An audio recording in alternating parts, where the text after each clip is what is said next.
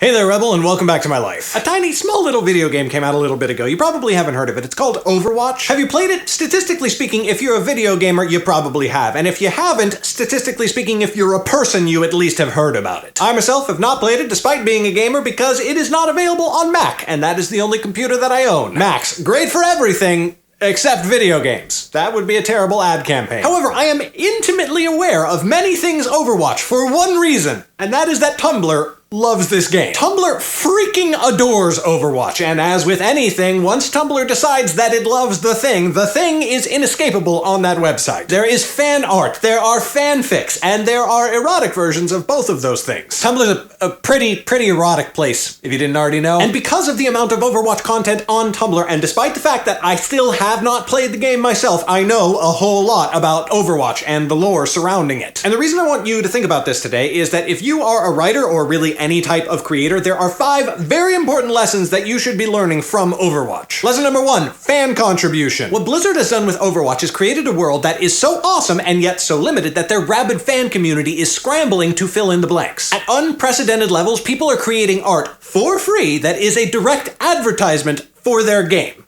So how did they make this happen? Lesson number 2, design. Design is a huge element in the popularity of this game. Think about the protagonists of other big video game franchises. How many of them are that fun to draw? How many times can you draw Geralt from The Witcher 3 before he gets boring? Who even is the main character of Dark Souls? The Assassin's Creed games do better at this, but honestly, once you've drawn one super badass assassin hoodie, you've drawn them all. Even a similarly awesome, very popular game series like Dragon Age just doesn't have a whole lot going for it artistically. Meanwhile, the heroes in Overwatch just look freaking awesome. They're fun for artists to draw, and they're fun for fans to look at. So when you're creating your own OCs, whether in writing or any other art form, make sure that you give them something distinct and unique and awesome visually that will draw people in. Lesson number 3. Optimism. Overwatch is just a freaking awesome place to be. In a day and age when everybody seems like they are racing to be as gritty and dark and realism as they possibly can be,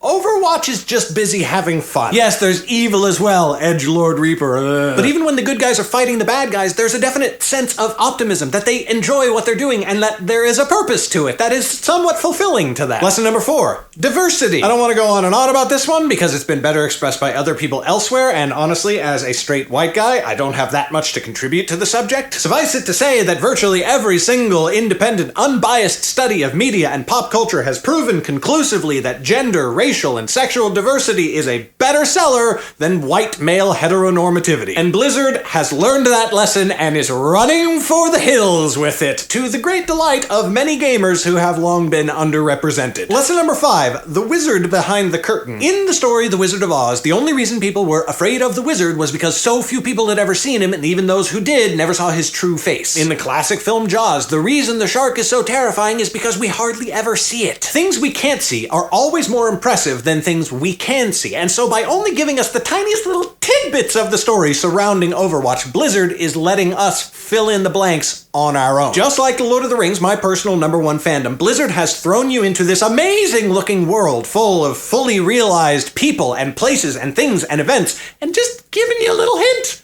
that there's more just over the horizon. And our natural human reaction is to go, holy crap, that looks awesome, I'll bet. And then we fill in the blanks with whatever we think the story is, or should be. And that naturally creates a whole community of people who are way more invested in the story than they would be otherwise. And as creators, that is something we should always be trying to do better. And that's it for today, Rebel. I will be getting a PC one of these days after the move to Oregon, and once I do, you will definitely be able to see me playing Overwatch in one form or another, and I cannot wait. Thank you so much for watching, and I will see you next time.